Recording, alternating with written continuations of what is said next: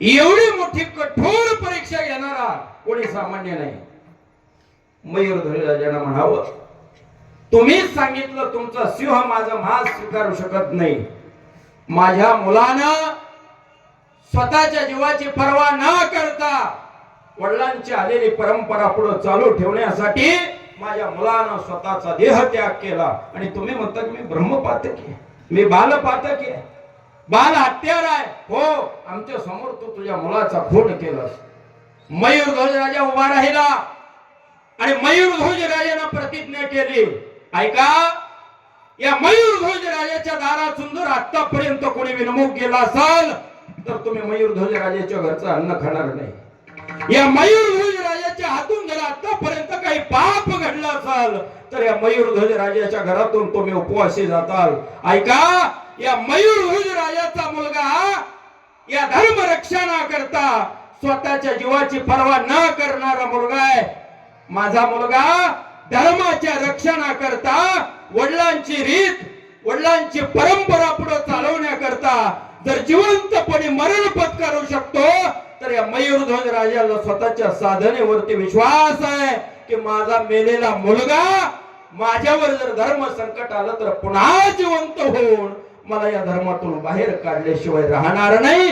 आणि ज्या घरामध्ये मुलगा मधोमध कापला होता त्याच खोलीतून महाराज 7-8 वर्षाचा ताम्रध्वज होत पळत मयूरध्वज राजाच्या समोर आला. मयूरध्वज राजाच्या पायावरती नतमस्तक झाला.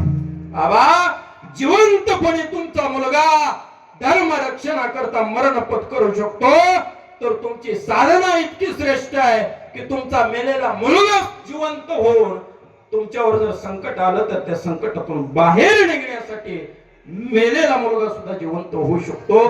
स्वतःचा मुलगा पायावरती नतमस्तक झाला आणि त्या वेळेला जगाच्या मालकानं मूळ रूप धारण केलं आणि अर्जुनाला विचारलं, आता सांग जगातला 1 नंबरचा धर्मसुर कोण आहे? सुखे येतो घरा नारायण, घरी येतो पण कोणाच्याही येत नाही. तेवढी साधना नामचिंतनानं देव घरी येतो. त्याला वनात जायची गरज नाही, तप करायची गरज नाही, यज्ञ करायची गरज नाही. घरी येतो, नामधारकाच्या घरी येतो. तुकोबाराय सांगतात. पण ते नामचिंतन करत असताना सोपं साधं साधन सांगितलं पण त्याच्या पाठीमागे काहीतरी वरम आहे. भगवंताचं नामचिंतन करत असताना परमार्थामध्ये सगळ्यात महत्वाचा आहे भाव. भाव पाहिजे. भाव बळे आकळे केरवी नाकळे करतळी आवळे तैसा आहे. अंतःकरणामध्ये एक भाव पाहिजे. निस्वार्थ अंतःकरणातून विठेवरीच्या मालकाचं नामचिंतन जर केलं येतो सुखे येतो घरा नारायण.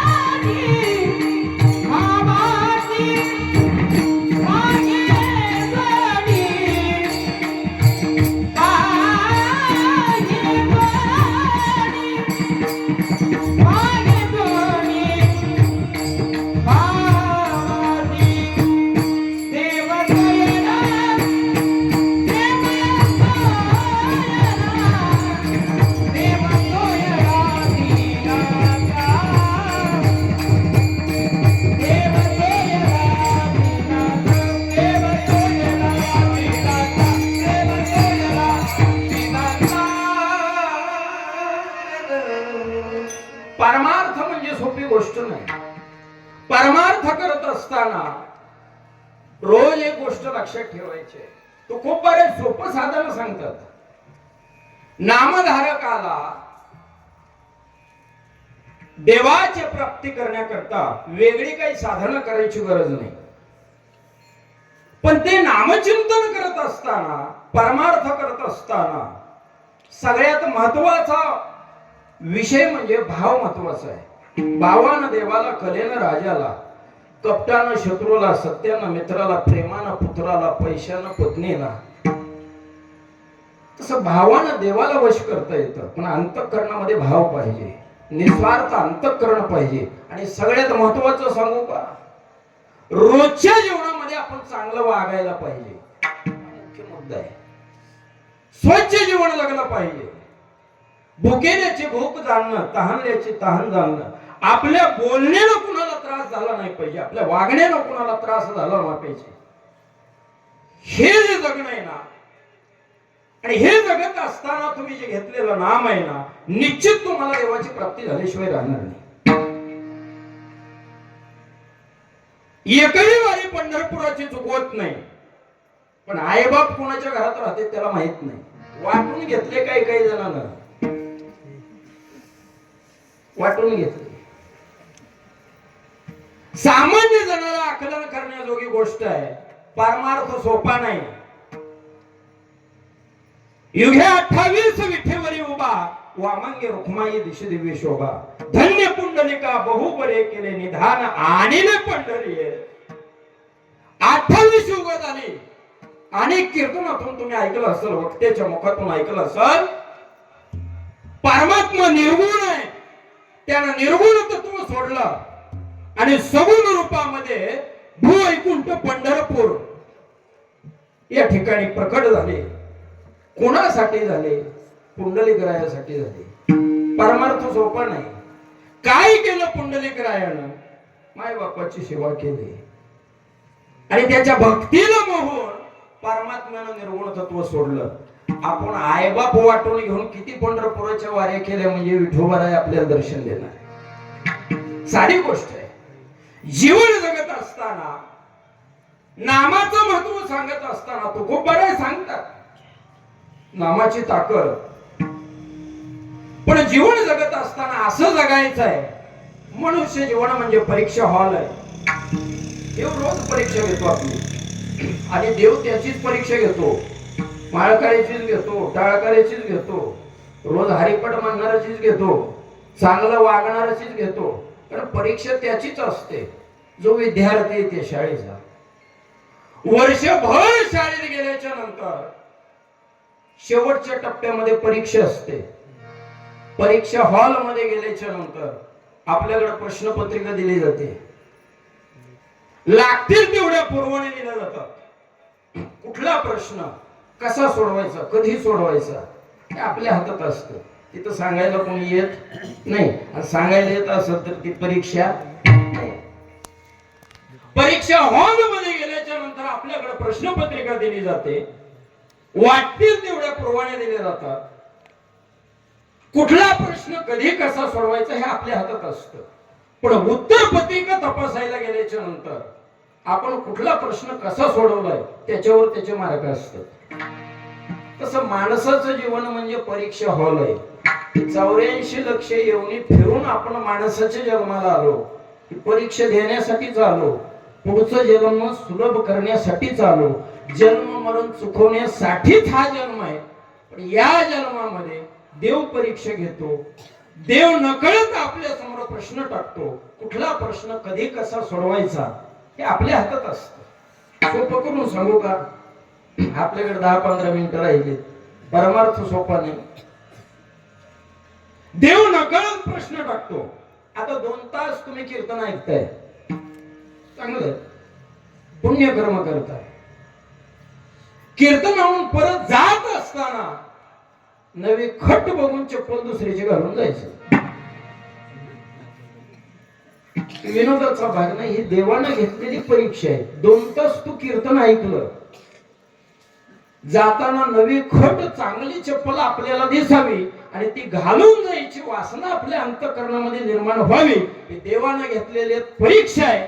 तो प्रश्न आपण चुकीच्या पद्धतीनं सोडवला त्याचे मार्क आपल्याला मिळणार नाही आणि कीर्तनाला आलेलं पुण्य सुद्धा मातीत गेल्याशिवाय राहणार. ह्याच्यापेक्षा सोपं करून सांगू, जुन्या काळामध्ये प्रपंच कसा करावा जुन्या माणसांकडून शिकावा. प्रपंच काय असतो ते आपल्याला नाही जमणार.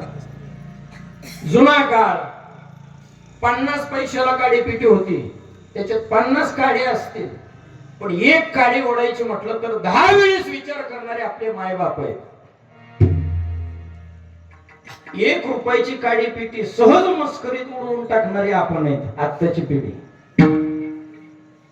जुना काळ चूल पेटवायची म्हटलं उष्ण काय आणावं जुन्या माणसांकडून शिकावं. इस्तू उष्ण आणत होती. इस्तू काय प्रपंच कसा करावा ते जुन्या माणसाकडून शिकावं. 50 पैशालाच काडी पेटी होती, मी पाहिलं डोळ्याने. इस्तू सुद्धा उष्ण आणायचा. प्रत्येकाच शेतकरी वर्ग असल्यामुळं प्रत्येकाच्या दारात गोठ्यात गाई असायच्या, बैल असायचे. एखाद्याला सांभाळणं होत नाही, एक का व्हायना पण बैल गोठ्यात असायचा. काय उष्ण आणावं, नेटाचं काम आलं तर एक बैल उष्ण आणावा. सावड म्हणा की त्याला. मुद्दा लक्षात घ्या, देव परीक्षा कशी घेतो. उष्ण बैल आणला, घरचा एक बैल आहे. सकाळपासून दिवस मावळेपर्यंत उष्ण आणलेला बैल आपल्या घरच्या बैलाच्या खांद्याला खांदा लावून काम करतो का उष्ण आणले कमी करतो. आपल्या बैलाच्या खांद्याला खांदा लावून उष्ण आणलेला बैल काम करतो. पण संध्याकाळी वैरण टाकत असताना मालक काय करतो, घरच्याला 2 पेंड्या टाकतो आणि उष्ण आणला त्याला तिथे बसत का. हा देवानं टाकलेला प्रश्न आहे, चुकीच्या पद्धतीनं सोडवला याचा मार्ग तुम्हाला मिळणार नाही. पुढचा जन्म तुम्हाला बैलाचा मिळणार आणि तिथं तुम्हाला 1 पेंडी कमी भेटणार. देवाने घेतलेली परीक्षा. साध्या साध्या गोष्टी. सहज रस्त्यानं चाललं की 100ची नोट दिसणार, आपण उचलणार आणि खिशात घालणार. लक्ष्मी पावली. हे देवानं टाकलेला प्रश्न चुकीच्या पद्धतीनं सोडवला. किती पंढरपुराच्या वाऱ्या करा आणि किती रोज हरिपाठ म्हणा, वागणं जर स्वच्छ नसल तर देव स्वप्नात सुद्धा येणार नाही. विठाला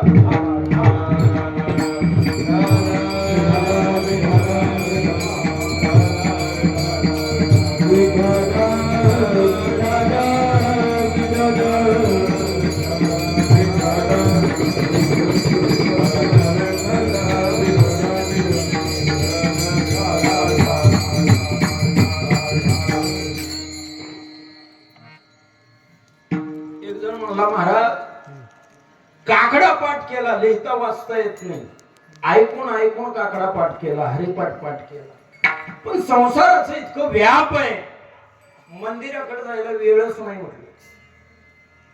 तर बाबाने सांगितलं काकडा म्हणण्यासाठी मंदिरातच जावं असं नाही. काय काकड्याच्या वेळेमध्ये तू काय करतो काय सांगा म्हटले. सकाळी सकाळी बैल बांधायला नेऊन चारावं लागते, कामच आहे. बाबांनी सांगितलं बैलाच्या माग बांधावर जरी काकडा म्हटलास आणि चांगला वागलास विठेवरच्या मालकापर्यंत पोहोचतो होतोय. बैलाच्या माग काकडा घे, बैलाच्या माग काकडा घे, पण बैल आपल्या बांधाला चार हे त्याच्यातलं वर्ण आहे. बैलाच्या माग घेतलं तरी काकडा देवाला पोचतो, देवाला तो मान्य आहे. बैल आपल्या बांधाला चारावं लागतील ना.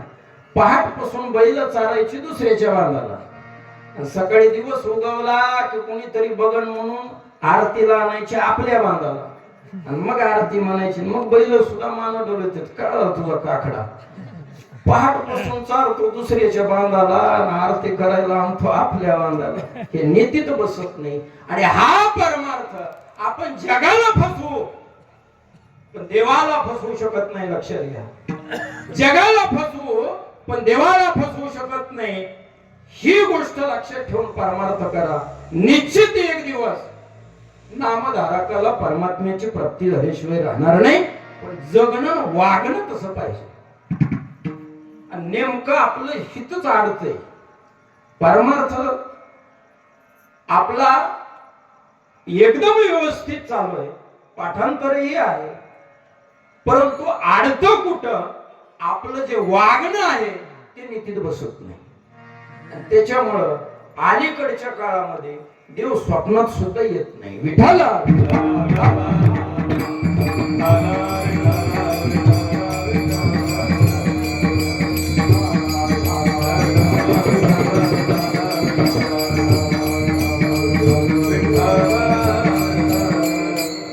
प्रमाणच आहे ना. केले कर्म झाले त्याचे भोग आले.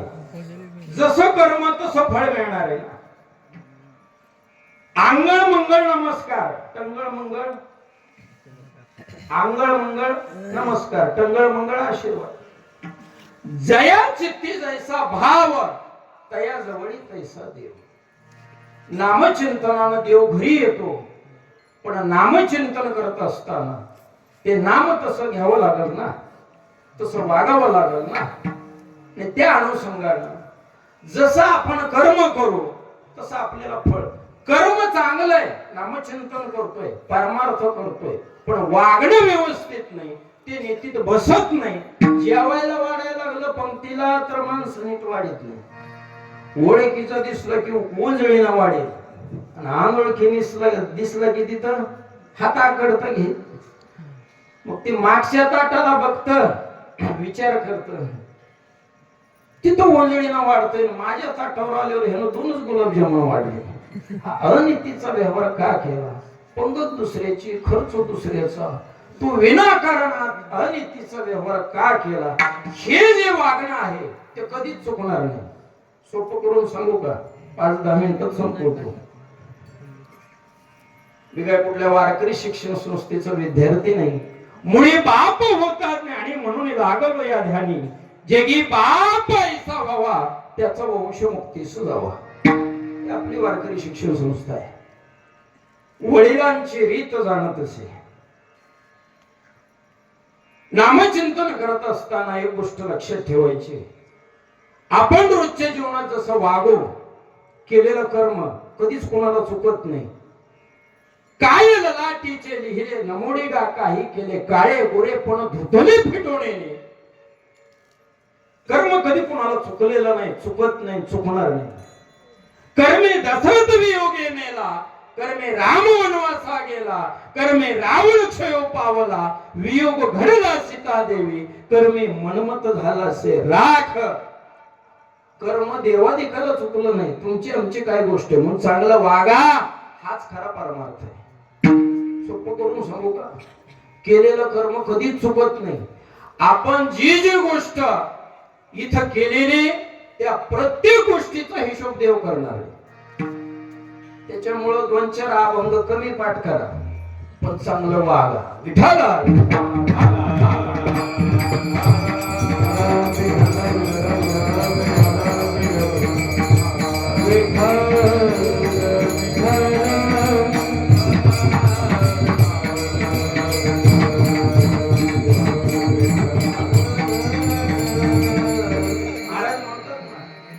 ठाईचं बैसोनी करा एक चित्त, आवडी आनंद आळवावा एक चित्तानं, आणि आवडीनं देवाला आळवा म्हणतात.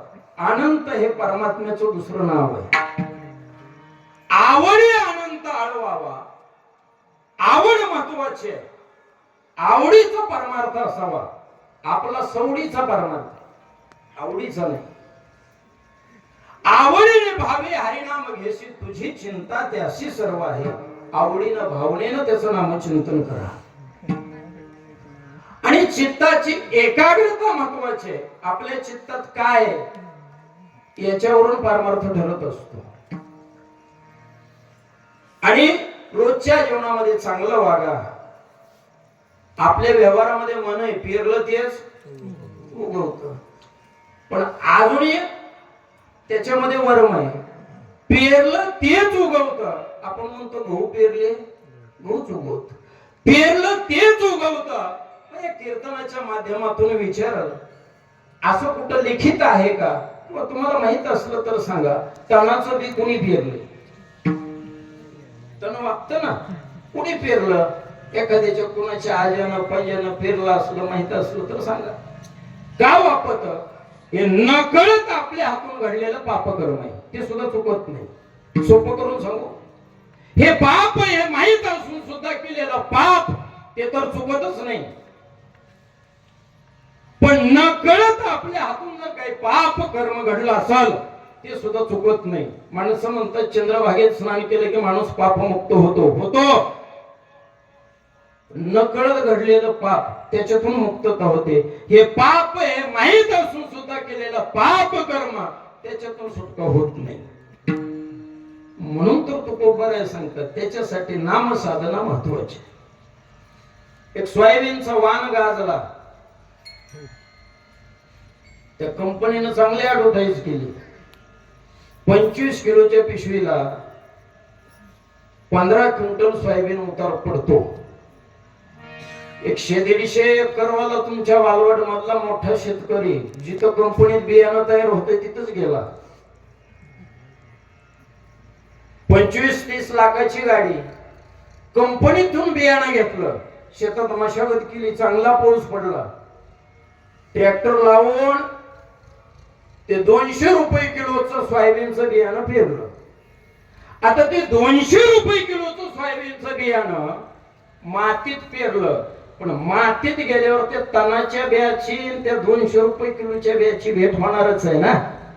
ते तणाचं मातीत काय चालू आहे का, ते तणाचं बी त्या सोयाबीनच्या बियाला म्हणतं कुठून आला तू, ते मातीत चालू आहे.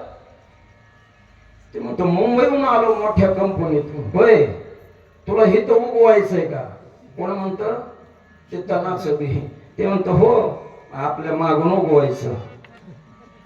म्हणजे असं का, माझा 200 रुपये भाव आहे, मालकानं 25-30 लाखाच्या गाडीत आणला असं म्हणला, पण 4 महिने झालं मी उन्हात तळलोय ना, आपल्या मागून उगवायचं. हे मातीतलं सांगतोय का. आपल्या संप्रदायाची सुद्धा हीच गती झाली. एखाद्या नवीन नाही येऊ द्या पुढं एखादी चाल म्हणायला, त्याला लगे माग ओढते. आमचं आयुष्य गेला सत्य करू करून हरे पाठ करू तू काल आला लगे चाल म्हणायला. मातीत काय चालू आहे. ते तणाचं बी सोयाबीनच्या बियाण्याला म्हणतं माझ्या मागून उगवायचं. ते सोयाबीनचं बियाणं म्हणतं लेका माझं 200 रुपये किलो भाव आहे, असल 4 महिने मी तळलोय. बरं म्हणलं मी तुझ्या मागून उगवत, पण तुझी काय किंमत आहे. तू जरी माझ्या अगोदर उगवला, मालक तुला कुळपून डुबून माझ्या आधी काढीन बांधावर टाकेल. गप म्हणला मालक पेरतोय ती काढा येते. ते सोयाबीनचं बियाणं म्हणतं मालक पेरल्यावरच काढायचं डायरेक्ट येत. मग मालक गावातल्या बाया लावल आणि खुरपून तुला माझ्या आधी काढून बांधावर टाकल. गप म्हणला बाया सुद्धा सगळ्या ओळखीचे आहेत. आपण बाया खुरपायला आले की नुसत्या माझ्यावर माती लुटी देतात पुढे सारखं ते मातीत चालू. विठाला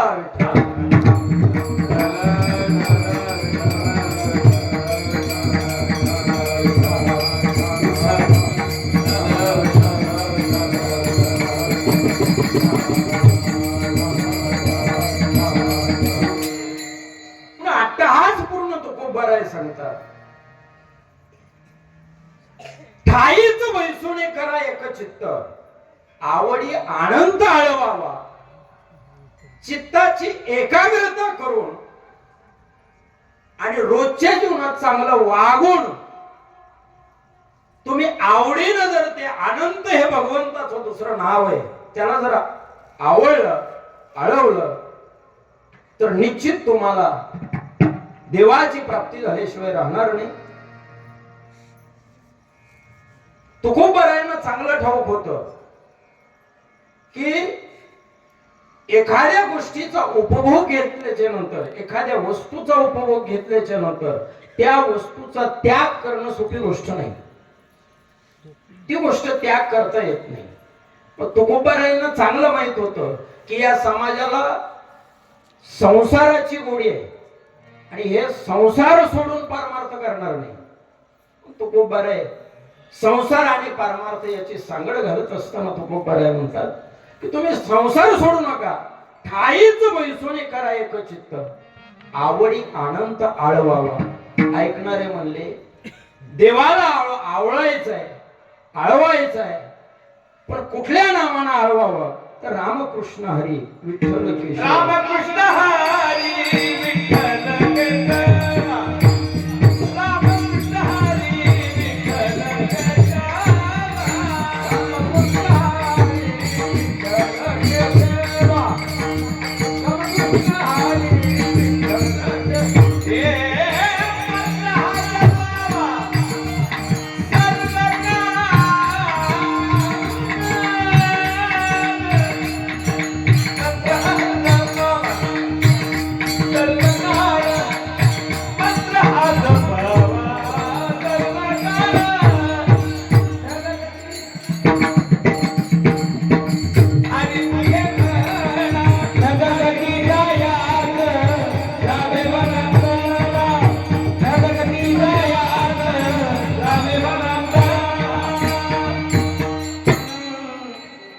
रामकृष्ण हरी विठ्ठल केशवा मंत्र हा जपावा सर्व काळ. तुम्ही रामकृष्ण हरी सोपा मंत्र तुकोबारायाने सांगितला. कारण तुकोबारायांना माहित होतं की आपण सगळा सवडीचा परमार्थ करणारे माणूस आहे. सोपा मंत्र सांगितला तरच आपण त्याचं नामचिंतन करणार आहे. 7 कोटी मंत्र सांगितले आपल्या पुराणामध्ये, पण वेगवेगळ्या प्रकारचे मंत्र आहेत, त्याची साधना वेगवेगळी, आणि त्या मंत्राचा उच्चार करत असताना जर शुद्ध झाला नाही, शुद्ध उच्चार झाला नाही, तर त्याचा परिणाम, त्याचं फळ भयानक आहे. असेही काही मंत्र आहेत की त्या मंत्राचा उच्चार जर व्यवस्थित झाला नाही तर त्याचं फळ भयानक मिळतं. ते तुम्हाला सांगायची गरज नाही. तुकोबारायाने जो परमार्थ, जो मंत्र सांगितला, सोपा तर आहेच, पण तुकोबाराय सांगतात तो मंत्र तुम्ही सर्व काळ त्याचं चिंतन करत असताना कसाही केला तरी तुम्हाला त्याच्यामधून काही वेगळ्या प्रकारचं फळ मिळेल असं नाही. तर रामकृष्ण हरी विठ्ठल केशवा मंत्र हा जपावा सर्व काळ. सोपा मंत्र आहे, अनेकांनी अनुभव घेऊन सांगितलेला मंत्र आहे. मी मनाचं सांगत नाही. बाबाजी आपुले सांगितले नाम मंत्र दिला रामकृष्ण हरी, तो मंत्र तुम्हाला मी सांगतोय. उघडा मंत्र जाणा रामकृष्ण हरी म्हणा. तुम्ही रामकृष्ण हरी विठ्ठल केशवा या मंत्राचा जप करा. निश्चित तुमचं अनंत जन्माचं पाप, परमात्म्याची प्राप्ती तुम्हाला झाल्याशिवाय राहणार नाही. आणि तुकोबाराय सांगतात, कारण तुकोबारायांना माहित होतं की सहजासहजी कुणी बोलण्यावर विश्वास ठेवणार नाही, आणि ऐकणारे त्या पद्धतीचे होते. तुकोबारायांना सांगितलं या ओढ्याने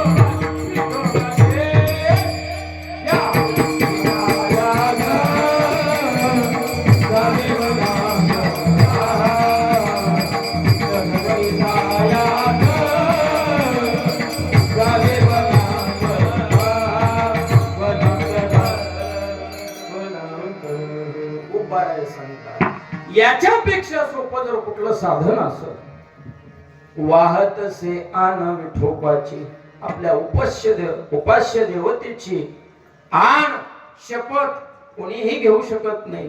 तुकोबाराय घेतात का? जन समाज सन्मार्गाला लावण्याचं कार्य हे संतांचं असतं म्हणून तुकोबाराय सांगतात. मी जे साधन सांगतोय ते माझं उपास्य दैवत असणार पांडुरंगाची शपथ घेऊन सांगतो की याच्यापेक्षा सोपं साधन दुसरं साधन नाही.